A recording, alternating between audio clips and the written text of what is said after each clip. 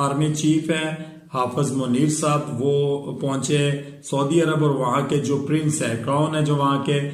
सुलेमान साहब, उनसे उनकी मुलाकात हुई। और मुलाकात के दरमियान जो कुछ वीडियोस जो है वो सोशल मीडिया के ऊपर वायरल हो रही हैं कि हाफिज साहब जो है वो बातचीत कर रहे हैं प्रिंस सुलेमान के साथ, और उसमें कुछ ऐसे विजुअल्स थे जिनको देखकर आंखों को यकीन नहीं आ रहा था कि एक बहुत बड़ी फौज के सिपा सलार, यानी कि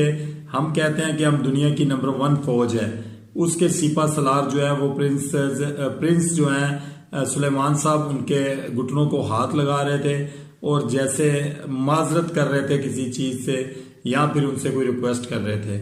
आप अपना मेयार इतना कैसे गिरा सकते हैं कि आप लोग जाकर दूसरे मुल्कों के जो प्रिंस हैं या जो दूसरे मुल्कों के प्राइम मिनिस्टर हैं, प्रेसिडेंट्स हैं, उनके घुटनों को हाथ